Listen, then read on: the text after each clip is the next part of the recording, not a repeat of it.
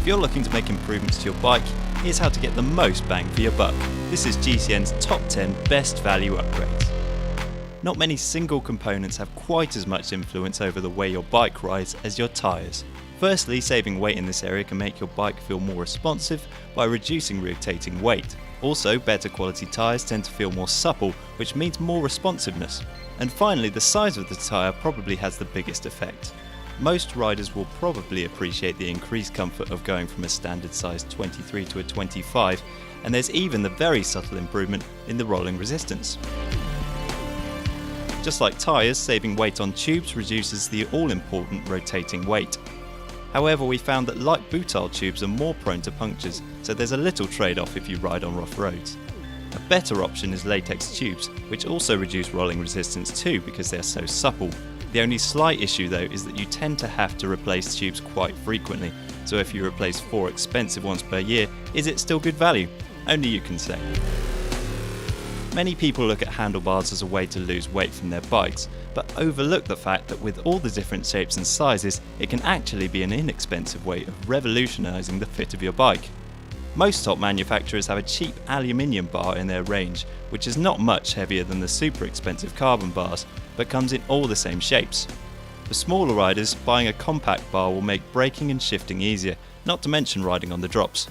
And for those concerned with pure speed, there are also considerable aerodynamic advantages to be had from using narrower bars such as 42s or even 40s. If you ever have to ride in poor conditions, your gear and brake cables can suffer quite quickly, and the impact this has on your bike is huge. Your brakes will be less powerful and your gears won't work. When you think about it then, the price of new cables is incredibly good value to improve the ride of your bike. More expensive cables will improve shifting and braking still further, but just like with your latex inner tubes, buy what you can afford to replace.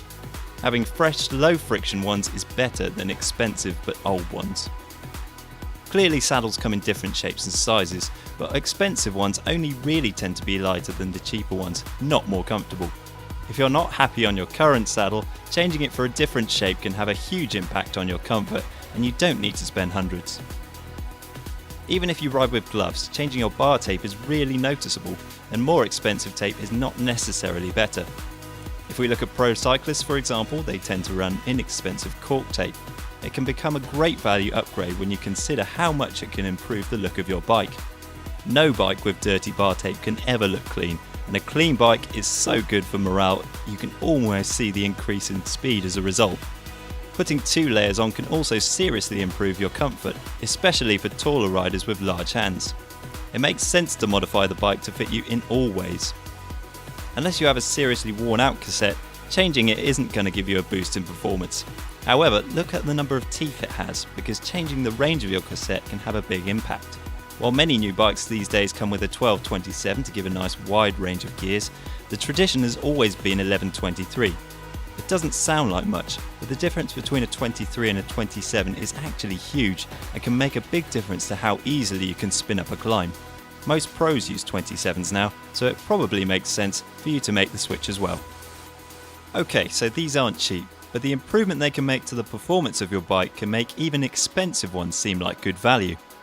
Weight is a big factor on performance, as is aerodynamics, and so is stiffness. If you ride on hilly roads or do loads of punchy climbs and sprints, then lightweight is what you're looking for. If you like motoring at steady speeds on flat roads, cheap deep section wheels with a hefty weight penalty will still pay off. Again, another curveball, but hear us out. You can spend a lot of money upgrading your bike, but would you be better off saving up and buying an entirely new bike? If you're finding yourself upgrading your drivetrain for example, you might be better off biting the bullet.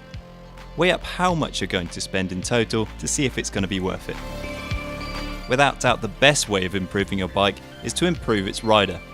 Yep, that means you. Getting fitter makes you faster and is completely free, as is nailing your technique so you can get faster without even pedaling. Bike riding is great, you can always find ways to get better.